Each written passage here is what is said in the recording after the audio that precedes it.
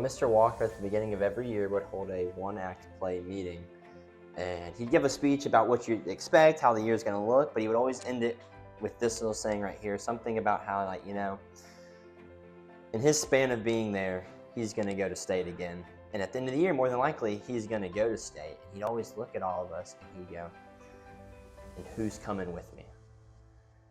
And I remember just sitting there being like, wow, like this is something special.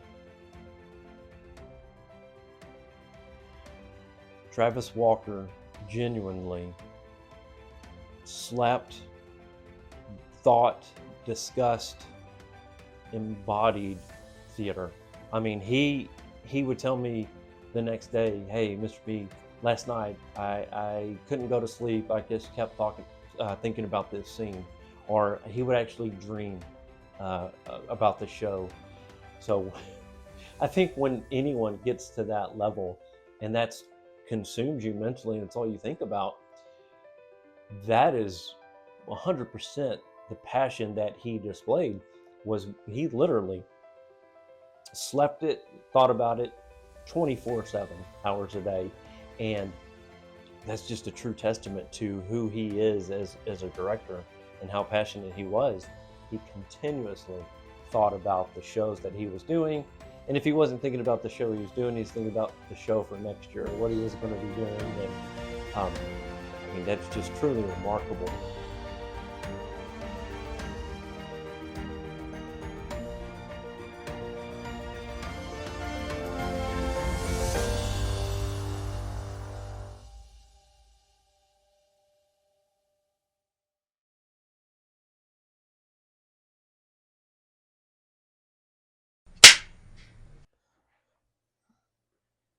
Theater is bringing a story to life in real time in front of some sort of audience.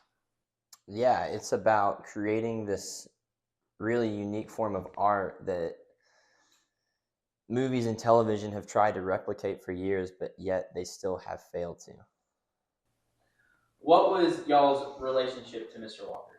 Yeah. Oh yeah. Oh yeah. To me, Mr. Walker was my theater director for 4 years in high school, 1 year in junior high.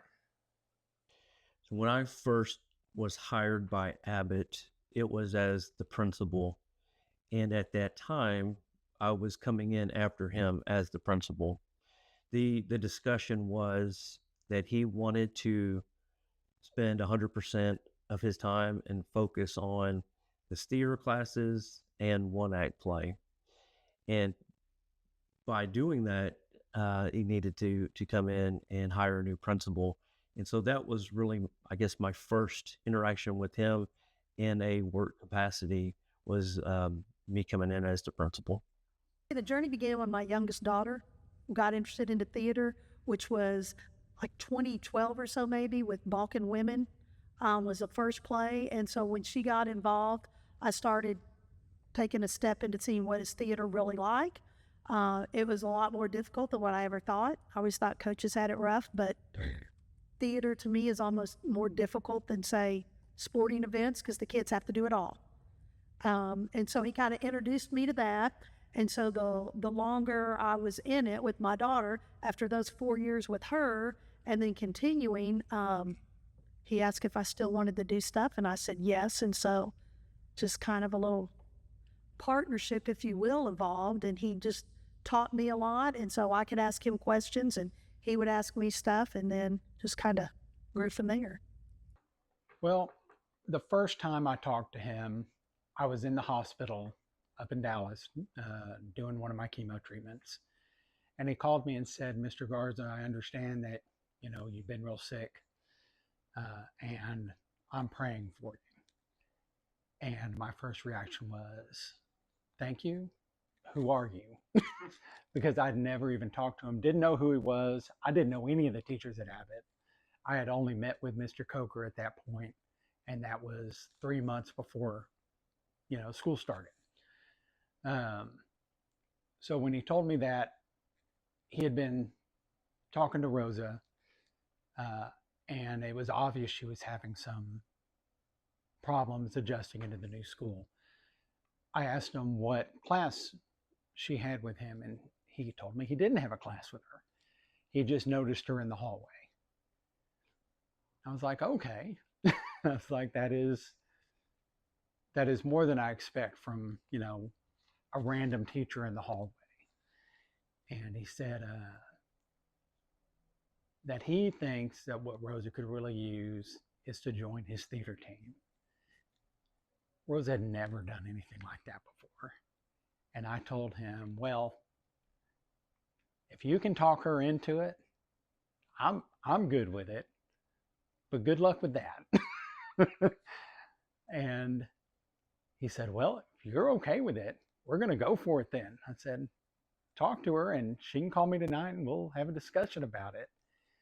And she called me that night so excited about joining theater, which is so far beyond her comfort zone at the time.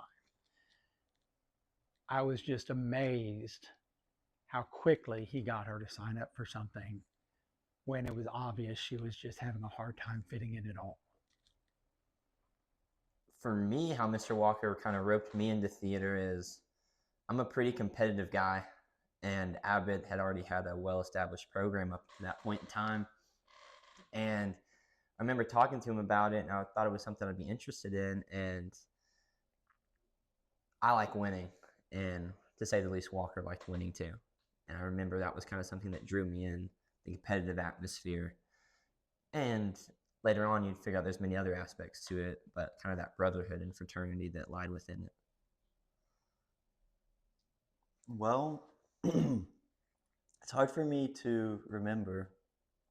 I mean, this was probably over 5 years ago at this point, but back in 8th grade, I feel like it was kind of the standard for everyone to do theater, which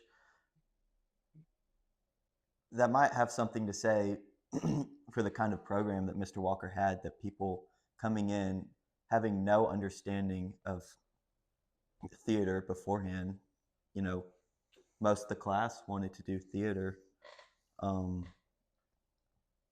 but I didn't want to do theater. Like after my 8th grade year, I didn't really want to do it, and especially coming into freshman year, I mean, there's definitely a point where I thought about quitting or not doing it the next year. But when I auditioned in the spring for my first role, Gray, I don't know. Well, I went up there and auditioned, and no one else had gotten their parts yet. And Mr. Walker, after I auditioned, he came up, he started walking up from the back of the auditorium, and he didn't say anything until he came up to the stage, and he just gave me a huge high five, and he was like, I think we have our first role. And that, honestly, that changed everything for me. He just had a way of instilling confidence in people who didn't think that they were capable of achieving certain things. I think, like Kyle said, Mr. Walker was just such a special man, and he found a way to make you feel like you could do anything. He found a way to instill confidence in you. He found a way to help push you past something, help make you into something you never thought you could be. And I think as you got more and more involved in it, in theater and in the program, it just kept drawing you in. And it gets to a point where it's like you can't even walk away, even if you wanted to. I think we could compete because Travis was able to bring out things in kids that they didn't really know they had. He had such a vision on how he wanted things to look, and he imparted that with y'all and gave y'all the ownership of, if you see something you think would work, let's throw it out there, let's run through it, and let's see what we can get. So it wasn't one person's vision as to what the show would be. It was Mr. Walker's, it's mine, it's the entire cast and crew. And by throwing all that together, you would produce a really good quality program. And it wasn't kids who came in with a preconceived idea of, I'm this great actor, I've gone to theater classes, whatever. As a kid, it's like, I can be molded into whatever we need to do for this show. And he was able to do that. And I think in sports in bigger schools, they have so much more to choose from. It's like, okay, we need 10 of the biggest guys we can find, and here they are. And in theater, you need such a variety. And even though we're a small school, you can find that variety, and nobody was afraid to try. You weren't pigeonholed into, you're an athlete, or you're this, or you're this. You can do it all, and you have abilities that go beyond just the sports or art or intellect in math and sciences, and you can take that into the play.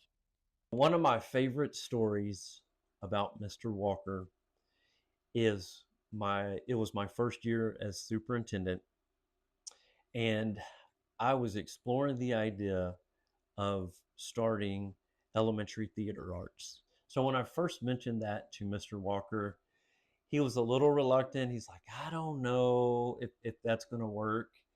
And he started to look into it. And after a while, he came back and said, yeah, I think we can make this work. I think it could be really good stuff.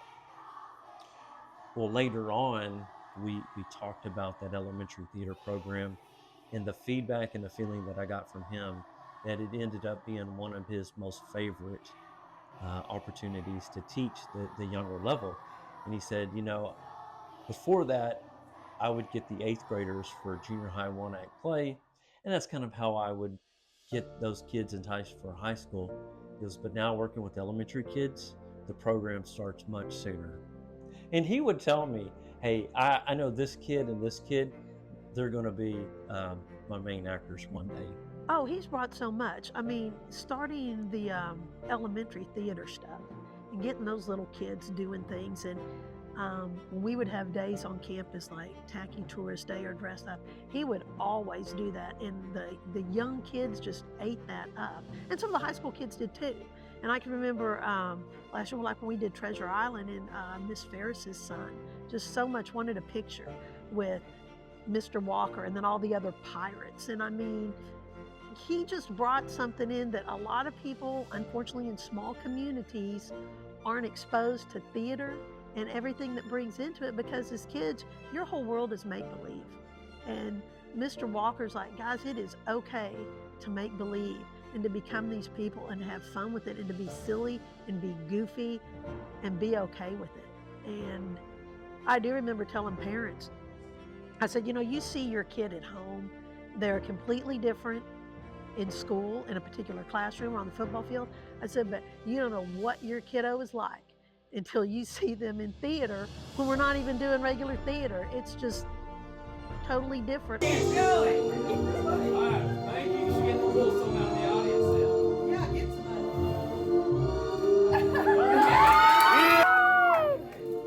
Kick one! Kick one!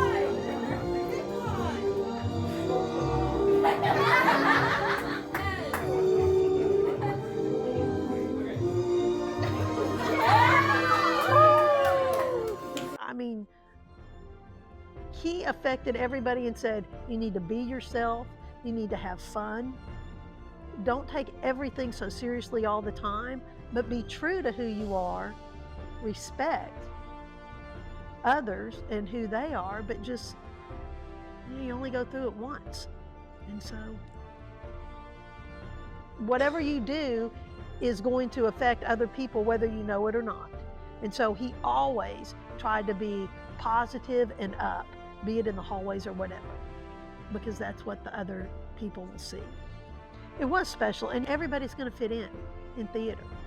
He will make sure that you find your niche, whether you ever end up on stage or if you're lighting, sound, and it's cool to do that, because look at where you go and what you get to do. I mean, it's not nerdy to be in theater. I mean, like we said, you had the athletes playing every role imaginable, whether they thought they could do it or not, to, you know, the shy kid that never talks in class, and they're out there shining on the stage. The biggest compliments for y'all, the kids, and for him and his program was when we would constantly go to Corsicana with Andy Reynolds, and he would have his kids, and I don't know what Corsicana is now, 5A, 6A, whatever. And he would constantly say that Abbott could compete and win at any level in the state, that his productions and his kids, y'all, are just as good as 6A kids, which, you know, people always dismiss 1A, but he said they are as good as any he's ever seen. I was in one-act play when I was in high school, and it wasn't anything like this. We were a larger 4A school, and we didn't have the confidence or the ability to put on the plays that Abbott did. It is fantastic. It is oftentimes, especially near the end of your run, where I start to feel like I'm watching a show instead of watching students. And in theater, that's about as good as you can get, where you forget who you're looking at and all you see is the character. And that's what I got out of your shows more than anything. He had the ability to turn the students into those characters. And that's just amazing. Chaotic. It is crazy. The one thing Travis could do that would just drive me crazy is y'all can be on the stage doing certain lines and stuff, and he's working at something that's happened on this side of the stage, and there's all this noise and everybody's talking and he's talking to this person, but he can still get it done and allow y'all to do that so that we're not wasting time. And I'm thinking, oh my gosh, all this is going on. But the moment he needs to bring everybody together, it's just on me. And there is total silence. And all of y'all would say on Walker, and then he'd say, hey, that was great, we've done this, now let's try to run it.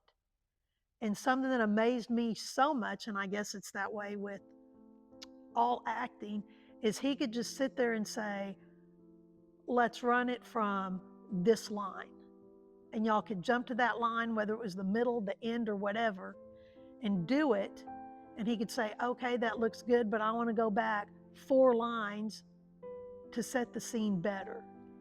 And to me, it seemed so crazy, but he had the vision and knew exactly what was going on all the time and could multitask, if you will, all those different scenes and where everybody is at once and make it work. And anybody else just walking through would be like, oh my gosh, how's he getting this done? Everybody's talking at once. But they weren't just talking. Everybody was working on little entities at the time. Well, practice usually looked something like this. He would walk in, he'd be, clapping his hands, getting us all excited. Maybe we'd have some food, and then we'd get up there. Well, before that, he'd run through all the stuff that we needed to do. And then we'd get up there, and this was some of the most encouraging and defeating moments. Well, being that Mr. Walker was a very determined man, oftentimes when you weren't doing what he wanted you to do, he would, have you try something new, and oftentimes you would try something new like 20 times and it still wasn't what he wanted. So, that's pretty tough love, but at the end of the year when I had a state medal around my neck, I was glad that he did that. And he always had this iconic saying of, if you're going to do one-act play for me and span your high school career, you're going to cry on my stage. And I know I did at least once. But that first state championship, I remember, because at state, what they do is they have you in this big auditorium and they have all the shows that competed sitting there, and they go up and they announce the shows.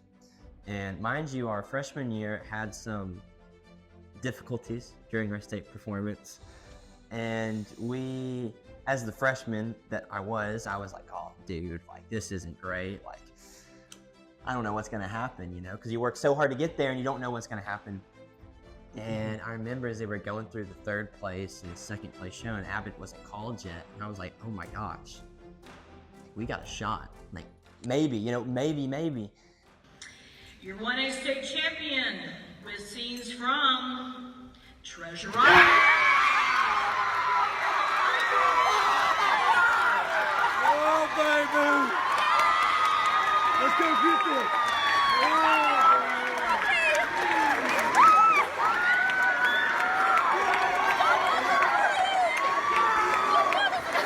Oh my gosh, the crowd goes crazy, and I'm jumping up and down, and I think I looked at the person next to me, and we start giving hugs out, you know, and all the guys are like high-fiving.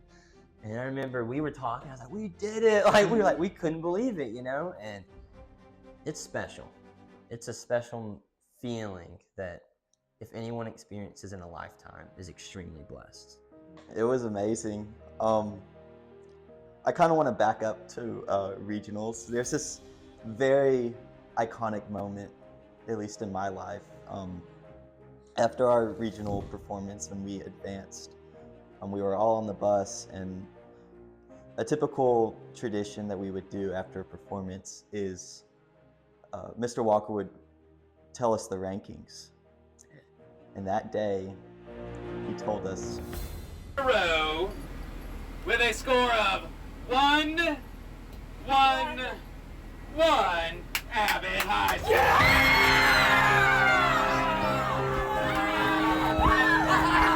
and the whole bus goes crazy. It was just, I feel like at that moment, I just felt, I don't know, I felt like we had, I felt like we had peaked, like we had at least done all that we could. And then going into state, I don't know, I didn't feel bad about the performance. Yeah, there's some little things I might change, but you know, when we won, I just felt like, I just felt very accomplished. And kissing the plaque, that's one tradition we had. We would all pass the plaque around and kiss it, and then after we had come home, we'd sign it.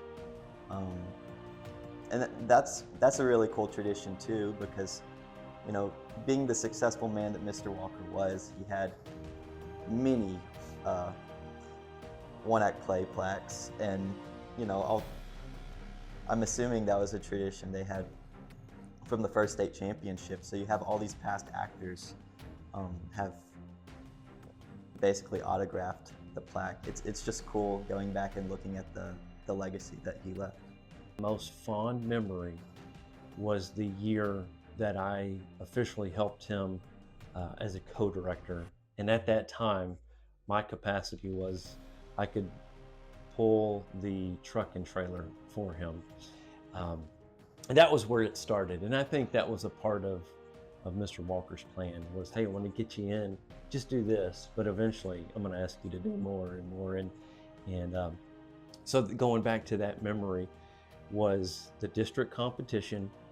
And I really had no experience other than going and watching as a fan, as a participant.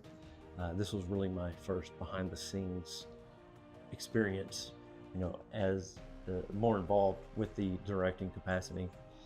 I'll never forget, I sat with him in the back row, and as soon as the show was over, he took off from behind the auditorium and ran behind the stage. Didn't give me a heads up, and I just thought, well, I better follow this man. So I took off running after him, and I'll never forget that moment. And he didn't have to tell me why he did that. I just experienced it and felt it for the first time. What most people probably didn't see after performance was Mr. Walker rushing in behind the curtain, clapping like crazy. He would always be so excited after a performance, no matter how good or bad it was. I just wanted to share that. The thought was you get on stage as quickly as possible to capture that moment with the students, and it was truly remarkable.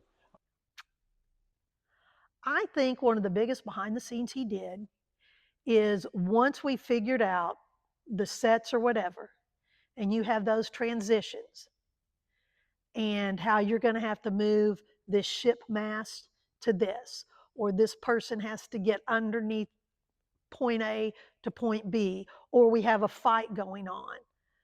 I don't think the public understands everything was planned.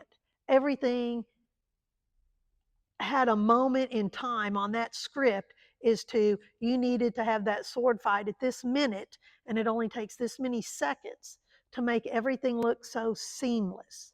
And I was not even aware of that until I started working with him. And when you're behind the stage, behind the curtain, and we're setting up and we're doing stuff beforehand, it's amazing all those things that then just mesh together to make a perfect show, because everything was timed.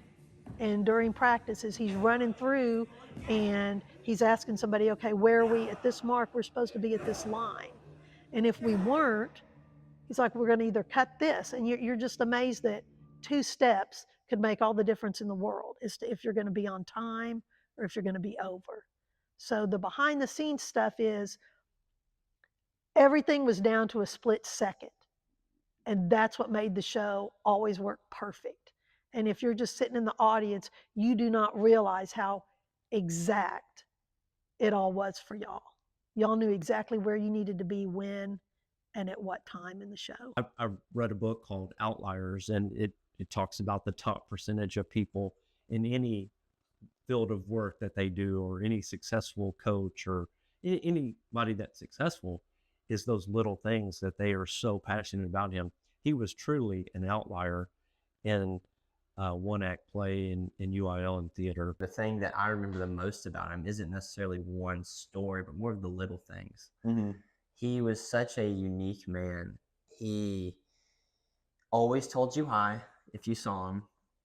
He was always greeting you with a smile and usually some sort of silly voice. But I mean, if we're being honest. And he knew how to give you confidence like no one else. He was always pretty much a pretty good hype man, you know. He was always in your corner. What made Mr. Walker so fun to be around was he was very infectious with his attitude. No matter what was going on, he seemed to be very, very positive all the time. Even when things in his health were going downhill. Do you remember where you were when you first found out about the diagnosis? I was at home, and our one act play, not the whole group chat, just a couple of us close friends, they sent a text, something like, have you heard the news? And when they first mentioned it was cancer, I was just in disbelief. And well, when they said it was pancreatic cancer, you know, I've heard before just about how quickly after diagnosis a lot of people die from that, and I was in disbelief because Mr. Walker just, you know, he was so fit and so passionate about life, and he was a fighter. I just never really thought, you know, it's kind of unsuspecting to think that someone like him would get pancreatic cancer. I was at home, and I was in a group chat with a lot of close one act play friends. Not everyone, but just a handful of people. And one of them sent the news in the group chat, and I remember the utter just shock of the moment and despair, because I mean, like Kyle said, I was just in such disbelief. He was so fit, and he was kind, and he didn't smoke. You know, he didn't do the things that you would typically associate with cancer. And remember, I immediately started just going to the best case scenarios. Like, he caught it early, he did this, he's gonna do that. And it was scary, to say the least. Just a few days away from going to Blinn Junior College to compete, and it was very difficult. You know, we had a moment to where he stopped and told me. He let the initial emotion go through him and said, "Hey, do you mind if we pray about this?" And which that was very customary for him. He was a deep man of faith and prayer, and always wanted to have those conversations and bring God into it and bring the Lord into it. And I'll never forget that. And I think that just speaks volumes to the man of faith that he was to us. And I know that gave me a huge peace of mind that I'm not going through this, but this man is, and he's just turning it all over to God, and he's relying on his faith to carry him through. And then soon after that, we went on to the regional competition a few days later and just rocked it and went on like nothing was wrong, and just continued to do what he does. He didn't want any weakness to appear because he did not want it to affect the students or any of us. He's one of those that I'm going to be strong, so they'll know everything's going to be okay. But yeah, that was really, really hard. And we had a lot of conversations about his treatments, because I'd ask him how it's going and what he was doing. And it's just one of those things that you listen to it, but you're still just like, I can't believe this is happening. And it's one of those where I would even be places. I remember I was on vacation in Florida, and it was just odd. I'm at this table with these friends, and a gentleman is walking around, and he's like, hey, I'm with such and such church. Do you have anybody you want me to pray for? I'm thinking, what are the odds of that ever happening? And so I told him the story about Travis, and, he needed prayer. And so it's just weird that little things would happen, because no time in my life had anybody ever come up to me and ask, is there somebody that needs prayer? And I'm thinking that's kind of like one of those things Travis would say. It's kind of like a God thing. God knew that a lot of us, were affected by Travis. And sometimes the prayer is what helped us. Not so much that we're just praying for Travis, but praying for us to be able to handle and be good stewards of our faith and religion through what Travis had displayed and taught us. One day I'll never forget the day that my granny's visitation was. I had a one-act play practice that day, and right as I was about to leave, Mr. Walker knew what was going on, and he stopped everyone, and he basically led a prayer for me with the whole group, and it was very touching, very meaningful, and it really attests to the kind of man he was. Before every one-act play performance, Mr. Walker would get all of us together in a circle, and he would lead a prayer, essentially asking for us to do our best to live to our fullest potential. And it was always such a touching thing to do, I had been through cancer, not what he went through, but I knew the stages that he was going through. And I myself got to a point in my treatment where, I didn't think I was going to make it either. When I was talking to him, I told him at the end that they would be posting constantly online, pray for us, we need prayers, we're looking for that miracle. And I told him that we had lost family recently in our household. My brother passed away very quickly. We didn't have a chance to say goodbye. Rose's mother passed away also very suddenly. We never had a chance to say goodbye to her either. And I told him that you were praying for a miracle, but don't forget you already have one. You know what's happening. You have time right now to spend with your family, to say the things you need to say, to do the things you need to do. And not everybody gets that. The knowledge of what's happening is a miracle. And you got that, and you can't let it go to waste. I honestly cannot remember exactly where I was when I found out the main diagnosis. I know we were on the bus going to state, and he had told some of us about it. But it was one of those things that just knocks the breath out of you, because he was always the picture of health. Worked out, competed in those gladiator challenges, and it was just not something you would ever expect would happen to someone like him. It's one of those things that I'd known was happening in the background because I'd been at college and been away from Walker for so long, you know. I was always just like, he's got this. And when I finally saw him for the first time, he looked different and he sounded a little different, but never in a million years did I think, you know, it'd get him, if I'm being honest. It wasn't until me and Kyle were at a football scrimmage together and we saw Walker walk up a flight of steps and he fell. I don't know if you remember that. And, you know, he's obviously embarrassed and flustered and gets up and, you know, no one makes a big deal out of it, but it was the first time I'd seen this man so fit, so active, so confident, just almost a shell of his former self. And it became a very real situation. I can't remember if Brenda was here already too, but I know I was here because we'd always do food and stuff. And I think it's just, he'd always come in and be ready to go, or say we're going to do a silly practice or something. And he came in and it was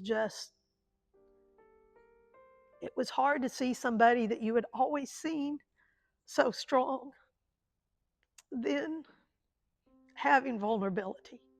Even though you knew he was still strong, it was just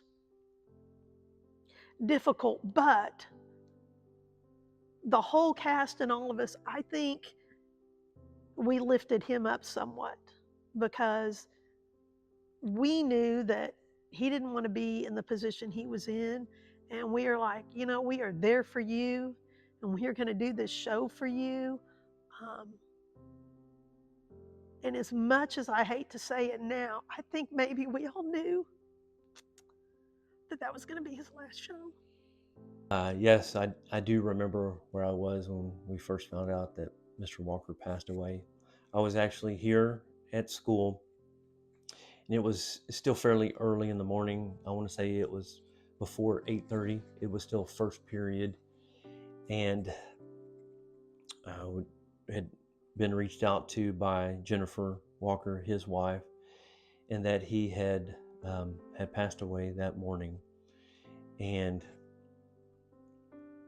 I got with our counselor and then the principal, and we contacted Region 12, the service center and their counseling department, and we game planned what that conversation was going to be like, and how do we break this news and information to the students and the high school students. And after speaking with the administrative team and Region 12, we then came in to the class, called everyone in that was a part of the high school theater group to meet in the classroom, and had the difficult task and conversations of letting the kids know that he had passed away. And it was extremely difficult morning, and I think we found comfort with each other at that point, and we allowed ourselves to have that time to grieve together most of that morning. Do y'all remember where you were when you found out the news of his passing? I was on campus going to classes. Me and Keaton were in the same class together, and we sat down, and I think it was something like, "Have you heard the news?" And I just said, "Yeah." And we just knew. Yeah, people had been calling me all morning, and like Kyle said, we were in a class, so you know you can't take it. Then finally someone sent me a text about, "Have you heard about Walker?" And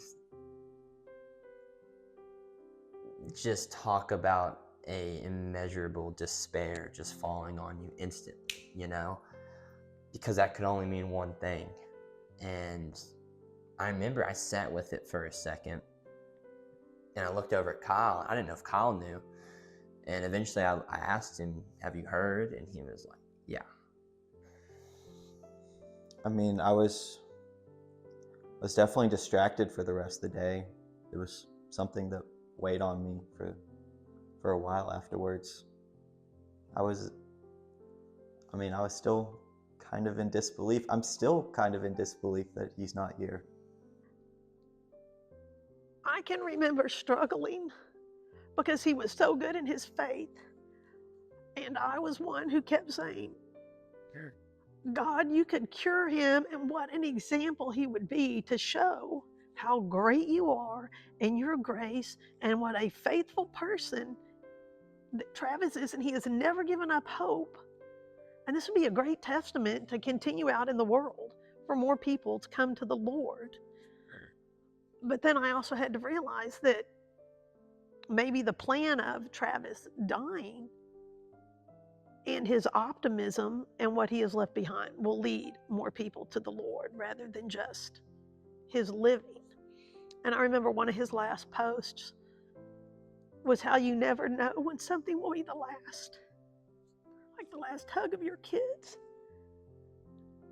And so it's hard for me to remember the last when I saw him because I didn't take note that that could have been the last. It is such a hard thing for to leave behind what he left behind with Downs. I am a single parent, so I know how hard that is, especially for his wife to deal with 2 small children. Well, not so small, but 2 young kids. And it is beyond anything anybody should have to go through. And I know that if the roles were reversed and he had lost his wife, he would struggle just as much, but what he left behind with them was his infectious attitude. And despite everything that they're going through, I see nothing but positivity out of that family. If I'm being honest, after I'd kind of heard about Walker's diagnosis and the journey and his inevitable end, it made me realize how much he affected my life and how much he changed my life and how much of the person I am today is because of him. You have a program in place when the director passes on and you're able to continue the program without him. And that only happens through people. Mr. Walker, and what made him so great was he didn't just tell you what to do. He would tell you what to do, but he would also show you what to do. And by doing that, you enable the person that you're teaching to take ownership in the directing as well. And that he was just so good at that. So the fact that he wasn't here and we had a group of specifically 3 juniors step in and, for the lack of better word, for the most part, direct the show. We, as a co-director, I didn't have that capability, and we brought in an interim director just to kind of get us through the year. Well, it wasn't us. It was these kiddos, and what information was passed on to them is how we were able to maintain that. So there's just so many aspects to theater, and these kids stepped up and took charge and did that. So, and that was from the big vision of the direction, the blocking, the details, the set design, the lights, the sound. And that was all because Mr. Walker taught these kids, enabled these kids to learn how to take ownership in the directing. And I think that is just quite remarkable in these days that, the man who built this program passes away, and we're able to advance from district to by district to area to regionals and make it to that 12th year in a row to the state competition is just truly remarkable. So when you want to talk about a program, that is the legacy that is left behind. That is instilled, that legacy is instilled to each one of these students that he taught and directed and had conversations with. It's just amazing to me because that doesn't happen. Usually when a coach or director passes away, the program tends to go with it. But the fact that we made it back to state, it's just, again, it's quite remarkable. And what a true testament to him and his legacy that he left behind with these students. I was not here for most of the time that he was here at Abbott. And a lot of people would say that he built up a theater department, that he has a legacy that he built up. But to me, it was what he did with the kids, the confidence that he inspired in them, that he helped them see in themselves. That carries so far beyond Abbott. And to me, if there was one thing that Mr. Walker left behind, it was the kids that he worked with.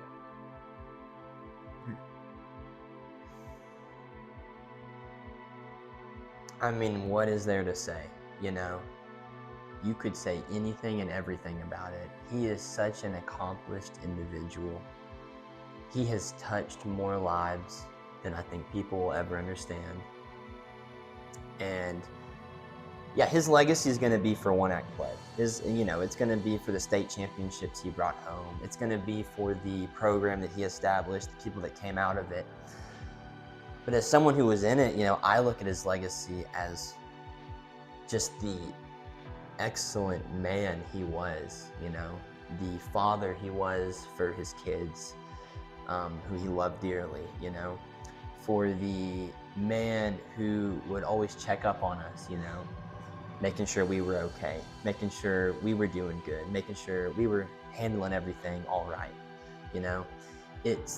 It's the little things of him just enjoying every second of life and living it to its fullest, And his legacy, I think you can truly see just by the people he touched.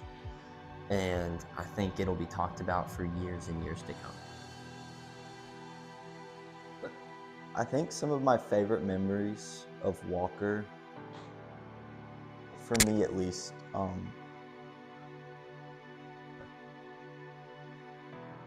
sometimes he would have us come in, for one-on-one coaching, acting coaching. And I don't know, there was some aspect of that made me feel special, that he was giving me the time to work on me one-on-one. And I just always like, having a conversation with him. He's a fun guy to talk to, and I don't know, oftentimes he would, say stuff to, for lack of a better word, hype you up. And that always gave me more confidence going into competition. And then I remember when I'd go in for one-on-one coaching with him, and it's like Kyle said, it really did make you feel special. And it made you feel like, I'm doing something right. Yeah. He could always find something that you were doing right. Even when things in his health were going downhill, we'd have conversations about what I'd been through, what he was going through, and he was always very positive about it. When I look back at this last year without him and the play that y'all did, belief is half of all healing. I really believe that he felt that as well. Well, the show Monster Calls, which we know is about a young man whose mother's battling cancer, had been discussed. I do know that there was discussion as to whether Abbott should do this show or not. And luckily, just being an outsider, my viewpoint was let the kids read the script if they think they can handle it. This is what Travis was wanting to do, and what better way to honor him than to do this. And if you need true emotion, you're going to get it because the kids are living through this. They lived through it. And it would be a good portrayal of what life is like. Reaction when y'all found out we were doing a Monster Calls? My first reaction was, well, I knew Walker wanted to do that show because he talked to us when we were in high school about doing it. It was something that always had been on his radar. But after he'd passed and the timing, I was kind of like, oh, are these kids really gonna do this? You know? It was almost like such a hard subject matter for some people to tackle. And I honestly couldn't believe it. And then it was also kind of ironic in a way, because I always told Travis that if he was not doing one-act play, I would never do one-act play again, because I could not do it without him. So, I thought the show was great because we knew the backstory of what all happened. I think it was a very good show to do to honor him. And you don't want to say that you've closed the book, or however that phrase is, but we've gone from Travis Walker, Abbott one-act play, and that's kind of where it ended with A Monster Calls. And what we have in the future will still be honoring him, but it is different because he was here at the start of the year. And so it was still Travis in a way, even though he wasn't there to finish it out physically. He was there with all of y'all.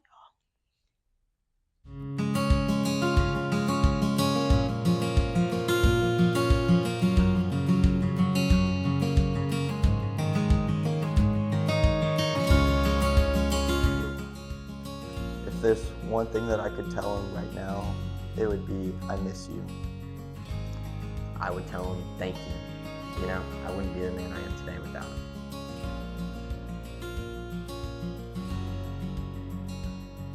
I thank him so much that he allowed me to come on this journey with him, and I followed him all the way until where we currently are now. So.